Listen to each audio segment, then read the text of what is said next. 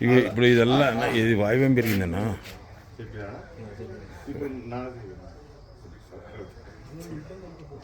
జాయిన్లో ఇప్పుడు ఇది ఎలా ఇట్లా ఆగ్నేయం పెరిగింది. ఇది ఆగ్నేయం ఈశాన్యం తగ్గి ఆగ్నేయం పెరిగితే వంశం ఉండదు. ఇదెల్లా ఆగ్నేయం పెరిగింది చూడు. దీన్ని చక్కగా అమ్ముకోవాలి ఇట్లా ఇట్లా నుంచి ఇట్లా ఇలా అమ్ముకుంటే ఇది ఇట్లా పనిచేస్తుంది. ఇట్లా ఈ పార్కాడికి ఇట్లా అమ్ముకుంటే ఇక్కడ పనిచేస్తుంది.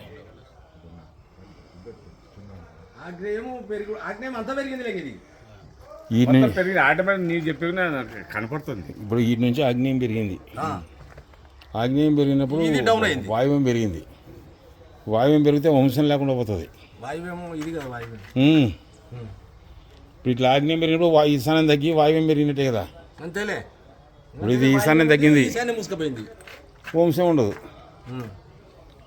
ఒకవేళ మగపిల్లడు పుట్టినా 20 ఏళ్ళ లోపల చనిపోయినాడు.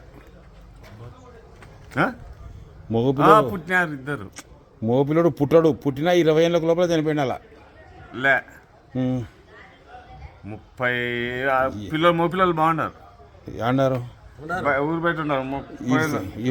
ఇరిసిపెట్టిపోయినాక బాగుంటారు. లే మొన్న పంచుకుని అంతా ఈ 2-3 ఏళ్ళే కలిసి ఉండ్రి అలా ఒక్క కుటుంబాన్ని భారీగా దెబ్బతీసింటది అనేది.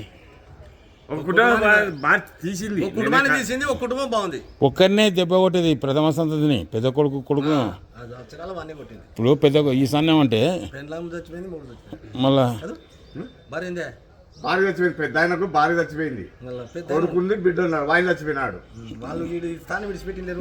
ఎవరు ఈడు ఉన్నప్పుడే చనిపోయిన ముసలోడు, కొడుకులు ఉన్నాడు. అన్నా నేను చెప్పేది నేను ఇట్లా ఉంటే ఆగ్నేయం పెరిగితే ఈశాన్యం తగ్గి ఆగ్నేయ దోషాల ప్రభావం ఇంటి యజమానురాలు రెండవ సంతపై చూపుతాయి. ఇటువంటి ఇంట్లో యజమాని భార్యను రూపడం, భార్య ఉండగా ఇంకొకరితో సంబంధాలు ఉండడం, ఇద్దరు భార్యలు ఉండడం జరుగుతుంది. ఇంకొకటి తూర్పు దిక్కునకు అధిపతి ఇంద్రుడు. ఈయన సుఖపురుషుడు, భోగి, విలాస జీవితం గడిపేవాడు. తనకున్నది 100% అనుభవించేవాడు. తూర్పు స్థానం శాస్త్రబద్ధంగా లేని ఇంట్లో వారి ఆస్తిని సొమ్మును పూర్తిగా అనుభవించలేదు. పశ్చిమం కన్నా తూర్పున కాలుష్యం తక్కువ అసలు లేకపోవడం. నేను మాట్లాడతా, నువ్వు మాట్లాడు. నేను మాట్లాడతా. 5 కూలీలు ఇచ్చాను, ఇంకా తీసేసి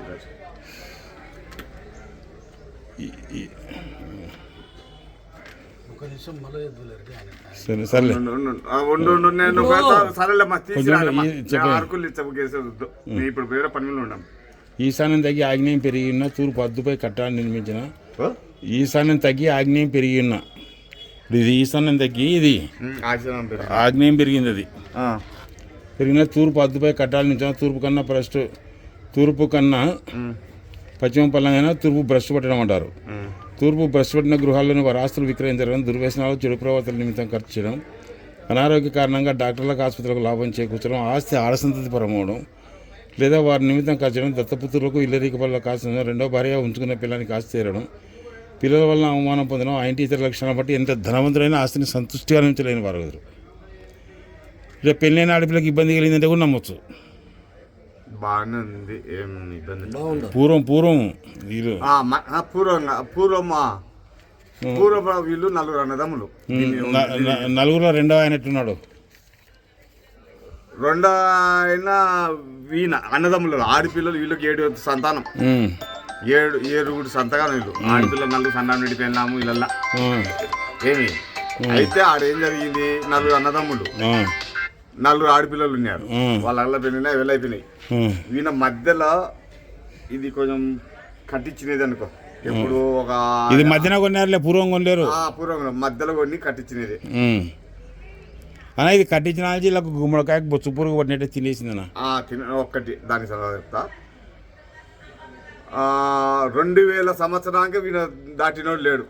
సిద్ధార్థ ఎంత అయినప్పుడు మేమల్లా విగ్గే.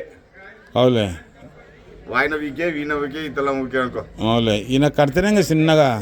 ఈయన ఎప్పుడు కట్టినాడు, కట్టి 40 ఏళ్ళకి.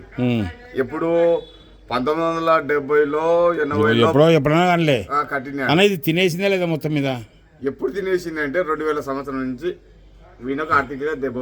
కొడుకులు వ్యాపారం పెట్టింటే సరే చిన్న కొడుకు ఇద్దరు కొడుకులు ఒక బిడ్డకు పెళ్లి చేసినారు అయిపోయింది, సావాలే. ఇట్లా వాకిలు ఏమైనా పెట్టుకుంటే ఎట్లా అట్లా వాకిలి అస్సలు పెట్టకూడదు. నైరుతి నడక నరకానికి పడకాని. సరేలే, నేనే ఇప్పుడు దీన్ని టచ్ కాకుండా దీనికి దాని టచ్ కాకుండా పెట్టడానికి ఆ స్థలం ఎక్కడి నుంచి పోతుంది? అది ఎవరికైనా అమ్ముకున్నప్పుడు ఇది కట్టాలా? ఇది ఎవరు లేరు కొనేతోళ్ళు. ఇంకా కొనుగోలు లేకుంటే ఈయననే కొనేది పోయింది. నేను కొనాలని చూసిన. అన్న ఈ స్థలం వద్దే వద్దన్న, ఈ స్థలంతో పోవద్దు అని నాకు తెలిసిన అక్కడ నేను చెప్పిన. ఇప్పుడు ఇదైతే ఆగ్నేయం పెరిగింది, ఇట్లా చూస్తే వాయువ్యం పెరిగింది. అన్న నైరుతి ఈశాన్య కొలతల కన్నా వాయువు ఆగ్నేయ కొలతలు తేడా వస్తే విశేషంగా నష్టపోతారు ఇంట్లో. నైరుతి ఈశాన్య కొలతల కన్నా ఇప్పుడు ఇది ఇప్పుడు నైరుతి ఈశాన్యం అంటే ఇప్పుడు అది నైరుతి. ఈశాన్య కొలతలు అంటే ఈటికి నిలబడింది ఈశాన్యం. వాయువు ఆగ్నేయం హాట్ నుంచి ఇటు వరకు ఆగ్నేయం.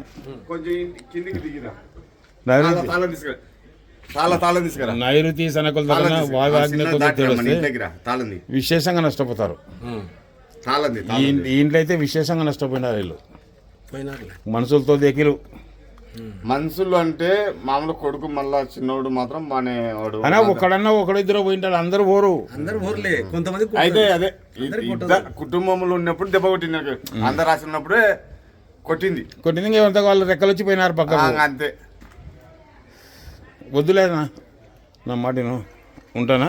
కొంచెం ఒక్క 5 నిమిషాలు ఉండవు నా భార్య వస్తుంది. ఈ ఇల్లు చూసి సరే పోదాం, దానికైతే దాని తెలియదు. ఇదైతే వద్దు, ఇది ఉత్తరవాయనం పెరిగింది ఇది.